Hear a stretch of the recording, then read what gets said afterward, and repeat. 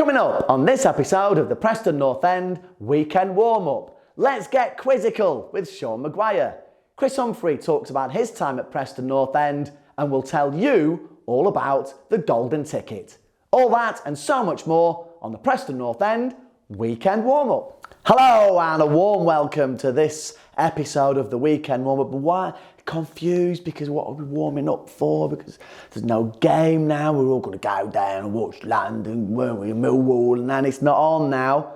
So we're warming up to the weekend, but without a match. So sit back, relax on your chaise longue with a pina colada or whatever else, a Vimto maybe, because we've got loads to come up, even though we don't have a match to look forward to. Anyway, let's crack on because we've got a new manager in the building. His name is Ryan. Low. We need to think of a song, don't we? Send them in if you like. We'll use the best ones here next episode and some of the worst ones. But in the meantime, let's remind you about the first match at Deepdale. Ryan Lowe in charge and a win against Barnsley.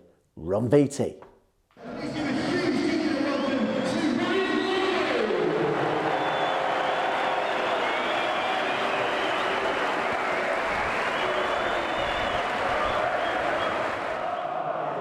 Sent forward this time, drops down towards Daniel Johnson. It's Josh Hill now arriving quickly on the left-hand side. Johnson hits it over the bar. It was nearly a dream start for Ryan Lowe in just the second minute of the game. Played in this time and blocked by Bauer. North End have had trouble defending set pieces recently, of course. And here's another ball that's played in, and it's a good header that comes off the crossbar. A dangerous moment here. Whiteman with the delivery, swings it out towards the edge of the box. Patrick Bauer will nod it back and it makes its way to Whiteman again. We'll have another chance to cross in, and this time it's the header from Hughes. It was a free header too, and it just whistles past the post. Just over 10 minutes gone in the second half. It remains goalless. Ryan Lowe's first game in charge. Daniel Johnson now breaking the lines and able to run forward. He's got Alan Brown in a really good position. Is this the chance for the goal from Brown? Yes, it is! Alan Brown starts the new era under Ryan Lowe with a goal. And it's the Lily-Whites who are in front here against struggling Barnsley. The roof absolutely lifting off of Deepdale in the rain. Stiles throws it now, finds Palmer, who's away from McCann, pulls it back dangerously. The deflection might fall here for Britain, who hits it anyway, and it is headed back in, and Corley Woodrow has equalised. The North End defence looked to the assistant for a flag, but it's not coming.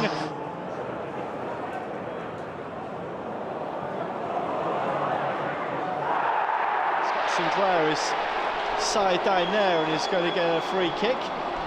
He's got to get his card out as well. Ledson with the free kick. Instead he plays it out to Daniel Johnson! It's brilliant! It's fantastic! And it's a goal for Daniel Johnson! Straight from the training ground. Barnsley have no answer. Scott Sinclair crosses this one in. Headed away once. Falls instead to Whiteman. Ledson keeps hold of it too, and his deflected shot is excellently saved.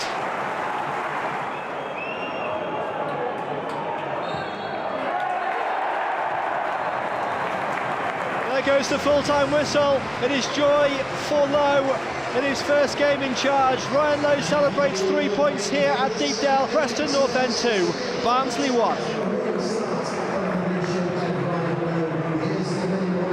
I've said, haven't I, you know, these fans are in their hard-earned money, don't they, to come and support Preston North End. And what I want to do as the manager of Preston North End is to bring some good times back. And it won't always be good, will it, obviously, because there's some good teams in the league, but at least they can see these lads putting in effort, playing the style of football I want.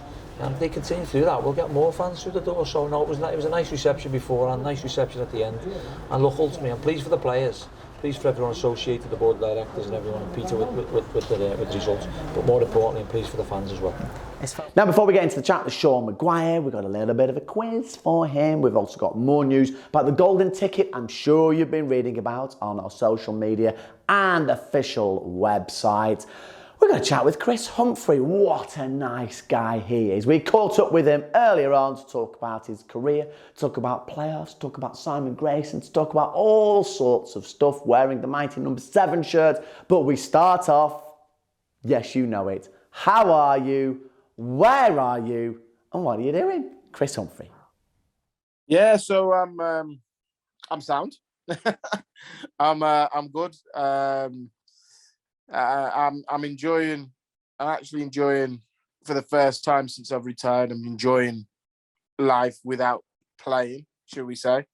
I found the transition of playing to then working and to doing little bits and bobs quite difficult, because football's all I've known all my life. So to then be kind of your career ending suddenly due to injury, and then kind of having to fend for yourself in the world, it is tough, because I think that footballers are spoon-fed, especially if you are fortunate enough to play at a full-time club.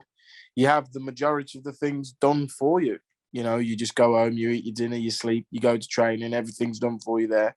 And that's your life, really, stopping in hotels, and trains are booked for you, and taxis are booked for you, and hotels are booked, and you just turn up and you do what you need to do, and then you get back on that thing that was booked for you, and then you get home. So it is very difficult then when you are left on your own to then go and figure out stuff. So yeah, so that's that bit. Have you coped with all of that? I think that's the most important question at that time, because I think we forget sometimes about all that. And I know some people give it the old, poor little football and everything, but it is difficult. We know people who've really struggled with that. So I'll be honest, I'll put it out there, because that's what we do these days. We talk about things. Have you coped okay? We've especially when you retire, I think, because I wasn't a Prem player, should we call it, or at the time I wasn't a top Championship player either. I only played in the Championship that one season, and then that was it, really. So apart from that, I was at Shrewsbury and Motherwell. So it wasn't like I made millions in my career, making lots and lots of money. So I think for me, when you've played that kind of level, I think the transition of when you fall out, of all of a sudden that money that you're used to is not there anymore. That's the bit that you struggle with, because then all of a sudden, especially when you've got a family and stuff, it's okay. What am I going to do? And this is why I now work in a school. Basically, it's a behavioural school in Blackpool, and it's the best thing I probably could have done once I retired, because speaking to those kids and helping those kids and giving something back is something that's massive to me. And that's why I like my managing job, because I like looking after young players, because you can give experience to young players. I think if you have older players, they think they know it all, or they think that they're already experienced. What am I going to pass on to you? What are you going to actually take that from me? But with young players, with the career I've had and been there, done most of it, is that you can give them. They're there. They want to learn. They want to take that information in. Even at the level that I manage now, they want that. At the school, it took them about a month before they realised who I was, because I was never going to go in there and say I did this, I did that, I did the other, because that's not me. I don't like that sort of thing. But when obviously teachers say this is so and so, he's done this and that, and they all Google you and are on the computers and stuff, you've kind of got them. They're very interested, and then you just build relationships. And I've worked there for 4 years now. I mean, Crabbers, I could have gone into. I'm not saying that I would have walked into something full time, but I could have applied for academies or youth teams or whatever to go into football. And it's something that is still a possibility in the future. But at the minute, why I keep going for these jobs in part-time is because I love this. I love working with the kids at school, and especially with the behaviours, and when you crack them and you understand them and they understand you, and you get that bond, and then they're okay and they hardly ever kick off with you, is rewarding. And it's something that I that I wanted to give back, and especially for me with my own story, as obviously I don't know how much of the story you know about me, but I was adopted as a child in Jamaica, and it's something that I was given a great life, really, and it's something that I'm big on. In I want to give back, and if you can help just one person to progress and to be all right, even is something big for me. And it's brilliant, and this is why we love you. We loved you. We loved you as a player because we knew we'd always see 100% giving all the time, and the fact that you're giving 100% with everything that you do now and helping people is, as I say, it's why you get a warm reception whenever you come back to North End, because people do know the backstory, and if they didn't, they will now, and hopefully next time you'll get an even greater reception.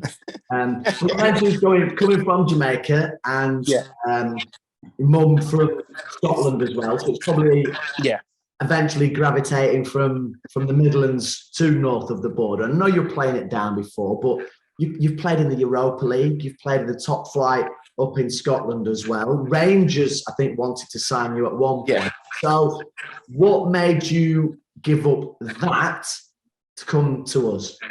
There was two big factors in it, to be honest. I'd kind of looked at the time. There was Celtic were the ones that came in first with interest, and I always remember I'd had a really good season. At the beginning of the season, I was on flames, and we had a Europa League game, and Lennon himself. They'd sent people to watch me 4 or 5 times. Really, really impressed in the league, and we ended up playing. You were playing an Albanian team, weren't you, in the Europa League? I think. Is that what we were? But I think the game he came and watched was Panathinaikos at home. So we played Panathinaikos, and I think that was actually a Champions League game. It wasn't a Europa, so it was a Champions League game, a qualifying game. And he came to watch because he says, "Well, you can do it in the Championship. You can do it in the SPL, but we're in the Champions League. Celtic are in the Champions League. Can he do it against those sort of people?" And I'll never forget it. And this is why I always speak to agents and tell them, don't ever tell players that people are coming to watch. Because I remember my agent had rang me on the Wednesday and said, "Oh, Lennon's coming to watch you on the tomorrow, on the Thursday, in the Champions League game, blah blah blah. Make sure you do well, because you do well, then basically they're going to come in with a bid." It's the worst thing you could have done, because the pressure was on. I was only young, and obviously first he comes, I was awful. So that kind of killed that. He left at half time, actually. So it's one of those where you live and learn. And then I went on to have a really good season that season. We beat Celtic twice that season, I think, at home. And then Rangers came in at the end of the season. I think it was Ali McCoy's manager at the time, but they were getting demoted, if you remember, down to the leagues. And I was like, well, yes, the money was amazing. The money, you'd probably been on the most money I'd probably ever been on in my career, even what I earned all the time at Preston. But it was one of those where, I'll be honest, the way I am and who I am, I'm ambitious. That's no disrespect to Rangers or to Scottish leagues, but I didn't want to go and play in League Two. I might as well have stayed at Motherwell and played in the SPL and played in Europa League or Champions League again the next season, because we finished second because they'd gone down. And for me, it was, what's the ambition in that? I was 20, what would I have been, 23, 24? Why I don't want to go and do that. I'm doing really well. And Simon came in for me, came in and inquired, because I was on a free as well. So he came in, spoke to me, and I just loved everything he had to say. I loved everything Simon had to say. I loved his ambition. I loved the way he was talking and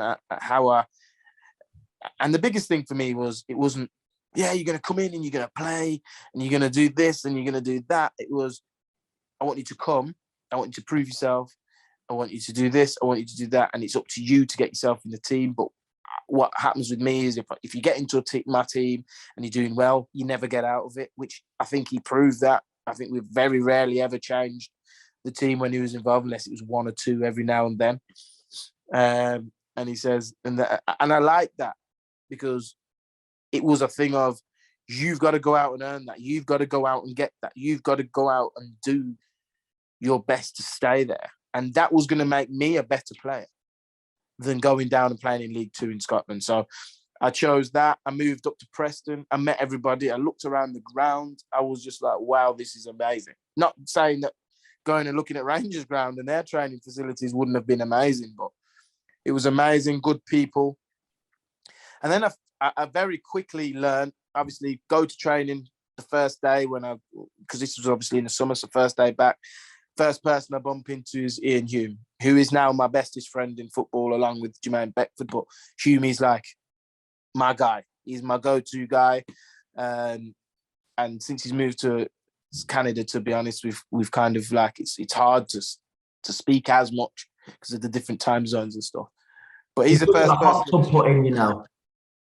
It was in an earlier episode. I'm sure people can find it. He was getting a hot tub put in, so that's how he's doing right now. It's all right for some, isn't it? So I bump into him, and then we became very close. And then at the end of like pre-season, the squad numbers came out, and we all know what number 7, not just at Preston, in Hume's whole career, means to him. That's his number. We saw the numbers, and I'd been given the number 7 shirt. Didn't know anything about Sir Tom. Didn't know anything about that. I wasn't from Preston. And the thing is with me, I wasn't a football geek, stato or anything. I just loved playing it. I didn't know anything. I don't know anything. Didn't at the time know anything about football players and stuff. He was very upset about it. Very upset. And it's rightly so. Maybe should have had a conversation, going to do this, this and this. He was very highly respected at the club. And I actually went to Simon and said, look, numbers don't mean anything to me. Some people are superstitious. So I went to Simon and I said to Simon, look, I'll take any number. I don't mind the numbers. He said, no, you're number 7, blah, blah, blah. And that's how it kind of kicked off. And then very quickly, I learned like what a privilege and honor, and actually the pressure of wearing that number 7 shirt was massive. And I know you said earlier about giving everything. For me as a footballer, I knew what I had and I knew what I didn't have. I wasn't a Galley. I wasn't a Bex, as in they're very different. I didn't have the technical ability that Galley has. I didn't have the finishing ability that Bex had. I wasn't that sort of player. I wasn't good enough to be that sort of player. But what I truly believed in and what I try and teach these young players is that there's no excuse not to run. There's no excuse not to work hard. There's no excuse not to come off the pitch absolutely blowing. And I think I did an Instagram post with Simon over the first lockdown, and he even said the reason I picked you is because I knew that you would give everything. I knew that you would do that. And that's what I believe, because that has to come first in my eyes. So I just loved playing for the football club. I learned very quickly. I've done a different interview and said the same story. I learned very quickly that orange was a no-go. Those boots in the bin. Boots. Yeah, the boots. As you know, the story about the boots. The fan comes sprinting down. Thought he was going to punch me, headbutt me or something, and just shouts, "Get rid of those boots, Humphrey. Orange boots, can't wear them." Blah blah blah. So I very quickly learned about the football club, but also what I very quickly learned as well is that this is the first club that I've played for that you're getting 10, 11 minimum 1,000 fans come in and watch it. Because I've been at Shrewsbury and I've been at Motherwell before. But what I very quickly learned about football fans is that if you give them everything, you can have the worst day in the world on the ball.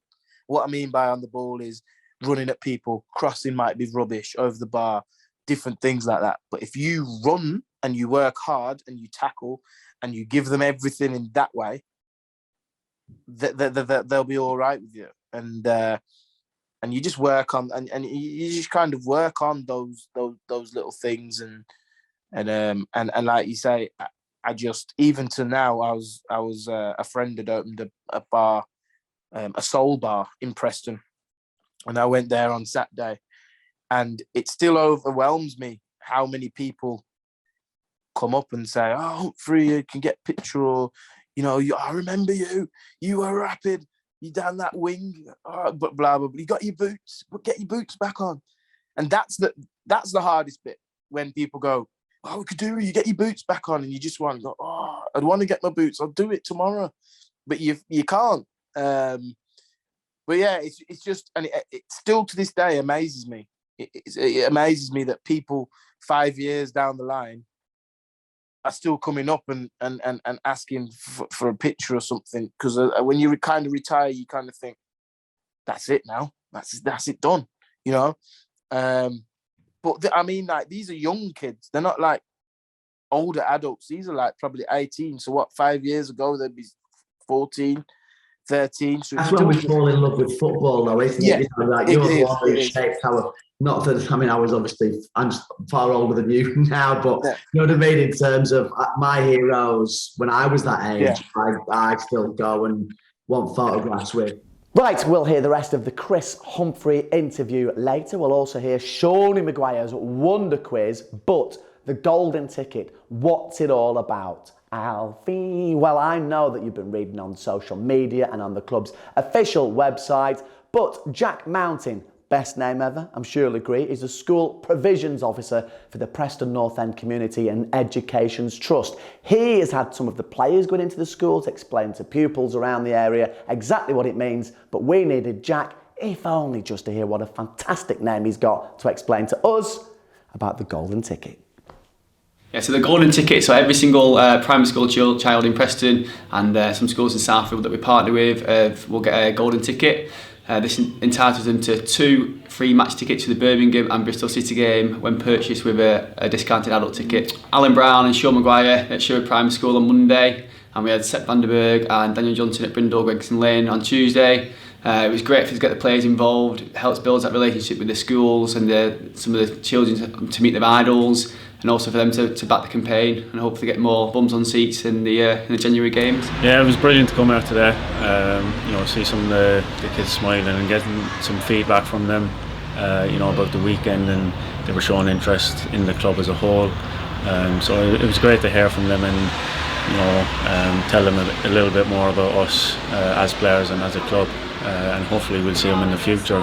It's a great initiative now from the club to get more people on, kids as well as adults, and the golden tickets that we handed out do just that. It's a free ticket for a kid and a discount for an accompanying parent. So it's great from the club to give back, and hopefully we'll see some new faces. Yeah, so we have some big Preston fans into the schools that we work in, so for them obviously it's really important for them to get to see them. Like I said, it's good that the community and the players and the club can all link together.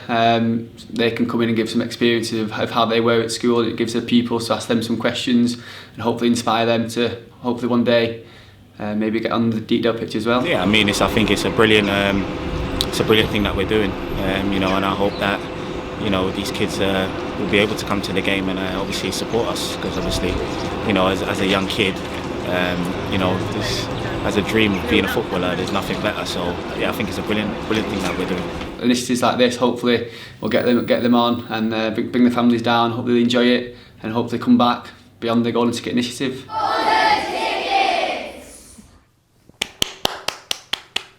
Fantastic. 15,000 new supporters potentially on the horizon. Get involved. Right, Sean Maguire, 150 would be a decent score in darts, an even better one if that's the number of appearances you've made for our beloved Preston North End. No, I didn't know that either. There's plenty of other things that you might not have known, but did Sean Maguire. 150th appearance, that can only mean one thing, it's quiz time. But how much does Sean Maguire know about Sean Maguire? Wouldn't it be brilliant if all the questions were about EastEnders and terrible pop songs? Here we go. Sean Maguire, over to you.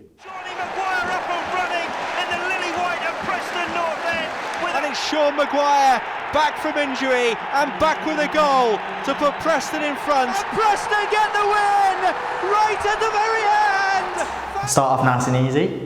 Sean Maguire, what year did you sign for Preston North End? 2017. Do you remember much about how that move came about? Yeah, so obviously I was playing for Cork City, doing quite well at the time with Barnsley and as a team, and I think the year previously I think Preston were interested when we won the Irish Cup that year, but the move didn't happen in 2016, but they kept tabs on me, and I knew they were. Obviously at the time there was a lot of clubs interested, but Preston were the ones at the time that obviously caught my eye with the Irish connection, so it was a no-brainer. And it happened pretty quickly. I think we got things pretty much organised. Could have been early June to come into Preston the end of July, I think the week before the start of the season, so I could have finished off I think the European campaign with Cork and play as many league games, because we were pretty much a couple of games from winning the league, and then so came into Preston the week before the start of the new season, and then so I obviously started the 2017 season. I think we made my debut against Sheffield Wednesday. I think we won 1-0 that day. So it's been nearly 4.5 years on now. You just stole our second question there. I probably elaborated on too much. No, that's fine. Okay, question number 2. Who did you score your first goal for Preston North End against? Barnsley at home. A header. I think Bargy whipped it in. It took me about 5 or 6 games actually to score my first goal. I think could have been my 3rd or 4th start, and I think actually Potsy scored that day. I think we drew 1-1. So that's probably that was my first goal. Yeah. You had a bit of bad luck with injury after that, but you scored a brace in your return from injury at Bolton on Gentry Day. Do you remember who scored the other goal that Preston scored that day?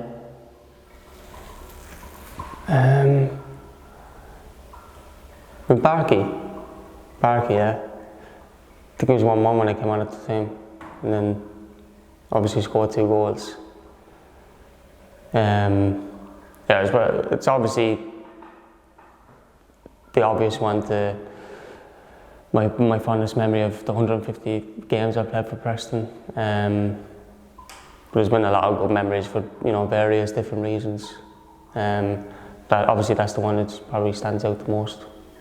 I think another memory that kind of stands out in the minds of P&E fans as well is that last minute winning that you scored against Birmingham at Deepdale. Who took the corner that day? DJ, yeah. Because I think just before, DJ, keeper made a good save and then went out for a corner. Yeah, that's up there as well. That's probably definitely in my top 5 best moments for Preston. For a few reasons, because I think that was the game right before the international break, as we broke away with the national team and we won that game to push us into the top 6. Obviously we didn't go on to make top 6, but it gave us that drive, and I think that day was a horrible day as well. It must have been torrential rain, freezing, and I think there's a couple of pictures as well from when I scored. I think DJ just giving it the fists up and everyone just jumping on each other. It was a great moment. Moving on to last season, one of the highlights was the 4-2 win away at Brentford, and you scored the 4th goal that day. Do you remember who else scored for North End? Scotty scored 2 and Potsy. I think it's easy to remember that one. It's just last year, and the only way probably to make it better than winning that day and come back from 2 goals behind is if there was a crowd there. Could you imagine the scenes when obviously we're going in at half-time 2-0 up? People are probably fearing the worst, but we ended up winning the game 4-2. That was probably one of the best moments from last year, yeah, definitely. Just going a little bit further back in time as well, do you remember where P&E finished at the end of your first season with the club? The very first season, we've been 7th. Because we missed out in the playoffs just on the last day. I think if Derby would have lost, I think we would have nicked it. Because it was a funny old game, because I think we went 1-0 up. They scored to equalise, and then I think they were they fighting for relegation, and then I think it was Morty that scored in the last minute, but he was literally him and another player against the keeper, and we ended up scoring. But it's definitely been one of my favourite seasons in the last 4 years. Obviously, you know, the players we had, you know, we had Geordie, Robbo, Barks playing, you know, Piero, Devo, Gally, Deej, Brownie.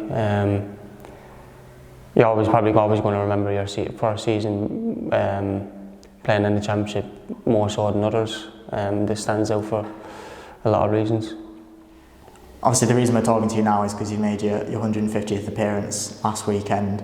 There's only 5 players in the current squad that have made more appearances for Peony than you, so I'll get you thinking. Can you think of who they might be? 5 players. Brownie, Deej, in the current squad. Monty,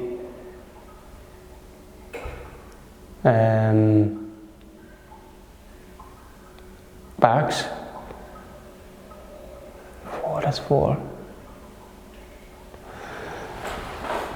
I'm going to say Greg. Beck. Yeah. How many does Greg have then? Greg would have a lot. You don't know? I'm going to guess he definitely has over 100. There's only about five players, yeah. Oh, wow. Probably shows how much of an experienced player I am for Preston now at the moment, doesn't it? Greg is 135, so you just... He'll be hitting 150 very soon then, you'd like to think. How proud of a moment is that, just finally to make 150 appearances for Preston North End? I only knew up until maybe just before the game. I think I said in the programme that I was, you know, lining up to make my 150th appearance, and I think looking back on it now, I never thought I would have played 150 games with Preston, especially after the hard 2 years I've probably had with injuries. I thought I'd never even reach 100, and to make 150 appearances for any club is, you know, a good achievement. It's obviously a proud moment for myself. Been at the club now a long time, you know, coming up nearly 5 years. I know how much the club means to everyone associated with Preston, whether it's like you guys, the staff, and obviously the fans. Know how much it means to them, and I know how much it means obviously putting on the jersey every single week. It's an honour, and I don't think anyone should really take it for granted, and hopefully there'll be many more to come, and 150 games now, and I feel like I think the club, you know, hopefully can go to the next level, and with the new manager coming in now, I think he's the right man to bring us, push us forward, and hopefully bring this club to where it belongs, really. Pretty impressive that, wasn't it? I know how to know so much about, well, it is yourself, you probably should, but maybe you don't. But either way, 150 appearances, let's all give it one of those to Sean Maguire. Here's to another 150. Under the new cap, we're in the Premier League, that sort of stuff, let's aim high. Anyway, let's get back to the interview now to a little bit more from Chris Humphrey. Just in terms of when you came in, I think one of the things that probably has put you into that category with us as well, not just in terms of your effort, but also ending that playoff final. I'm going to call it a curse, because it felt like a curse for so long, because no other team had that many playoffs and not being promoted from them. So going into those playoffs, because I still feel sick actually thinking about the Colchester game, because I thought that was it. I thought we'd blown it. I thought it looked like that, the screen painting there, don't it? So it felt like. So we'll put Colchester in the bin. So going into Chesterfield and then obviously Swindon at Wembley, were you aware of everything, of our history that went with playoff finals, and what helped you maybe get over that? Because the final itself was awesome. Well, I always talk about this. I always talk about this to people, because that is a big question that people ask. And Simon is the reason, in my eyes, because I still remember that Colchester game to this day, sitting on the back of the bus. And, you know, when the managers talk after the game and stuff like that, and you got people like DJ and Callum Robinson and people like that at the end of the day that knew people that played for MK Dons. So all the way on the way, you're waiting on the bus for Simon to get on. They're getting phone calls, FaceTime, because obviously MK Dons had gone up automatically. We're all sat there distraught, thinking, what has gone on? What is happening? So it was. And then I remember Simon getting on, and all of a sudden there's a bit of a like, yeah, it is. All of a sudden that I just remember Simon gets on, and the tension, the atmosphere, the whole mood of the bus was like, oh my God, he's gonna go nuts. That's your first impression. My first impression was like, he's gonna go sick. He's gonna go absolutely mental here. And you know what? He comes up to the back of the bus and he just goes, look, guys, we can't take it back. We can't replay it again. We've got to move on. He said, what we do is we have the next couple of days off. We'll come in on Monday, or it might have been Tuesday at the time. We'll do something fun. And then come Wednesday, we're going to absolutely be focused, and we're going to train as hard as we can, and we're going to go and win it at Wembley. Because trust me when I say this, because I've done it 3 times before or 4 times before. I know what I'm doing. Put your trust in me. It's the best way of going up. All of a sudden, you saw 20 deflated players all of a sudden just chest out, rise again. It was like we were born again. Do you know what I mean? And we just, and it was, and on that Monday, I'll never forget it. We come in and he goes, right, get your trainers. But in football, when someone goes, get your trainers for a session, you think, oh my God, we're running. Wow. No football boots. So we were all thinking, he said, we're going to do something fun. We're not running. And he said, get down to you went to St. Anne's, didn't you? You St. Anne's Beach. That's it. I couldn't remember if it was Lytham or something. Get down to St. Anne's Beach. We were like, oh my God, sand dunes. No way. We're going to be running sand dunes. But we went down there and we played foot cricket. And we're diving in the sea. And honestly, he made that environment so fun. And so, like, we just thrived. And then you saw what happened when we played Chesterfield. We go and get the win there. And then Jermaine Beckford show from there, from Chesterfield to the end. And it batter Swindon. I mean, battering. And even at that time at Wembley, you're 3-0 up. You're still looking at the fans and they're like, no. We're still going to lose here because of what they've been through. And you know what? When that final whistle went, it was a good moment, but the relief as players for those fans that had followed us to the Doncasters and followed us to... I mean, I still believe that they're the best away support I've ever had. I mean, the away support for Preston North End is phenomenal. And I've had a pleasure of scoring in quite a few away games. Walsall was a big one for me because I'm from Walsall. Bradford, running over to those fans at Bradford. Doncaster, unbelievable. So in terms of the game at Chesterfield, I think you sort of set it up for Jermaine's goal. The second one, you came off the bench to sort of seal the deal, as it were. And we've never really had this chat. We've sort of floated around it, but obviously you were on the bench for the final. I know you're quite a selfless person anyway, but how were you about that? I was gutted. Don't get me wrong, I was gutted, and Simon had I was starting the day before Wembley, and he kind of woke up the next morning and said, he pulled me at breakfast and kind of said, I just believe I'm going to attack him, Chris. I feel I need to go a bit more defensive. And he swapped me with Killer, Neil Kilkenny. And I was gutted, but you know what? This is the sort of man that this man was. As soon as that final whistle blew, he ran to me and he said, "I'm so sorry. I had to do it. I had that feeling, but I had to do that. You've been a massive part of this season. You've played near enough all the games. Wouldn't be here if it wasn't for some of your performances. You've been amazing this season. Thank you so much." And also, he knew I was playing on an injury as well for him, which he'd asked me to continue to play.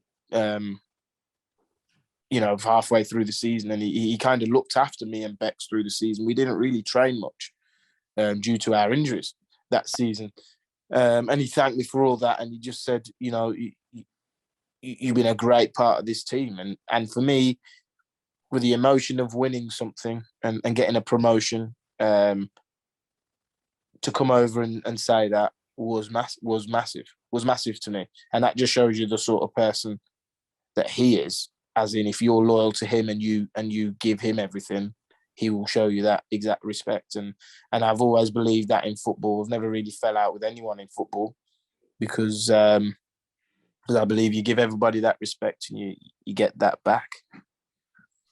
So just to come full circle then, pretty much back to where we started, because we know you come and watch Preston North End whenever you can, when your managerial duties allow that anyway. And you were at Deepdale for Loewy's first game in charge, former teammate of yours. So you know what it was like as a player and some goal scorer as well. So what did you make about his first performance as Preston North End manager?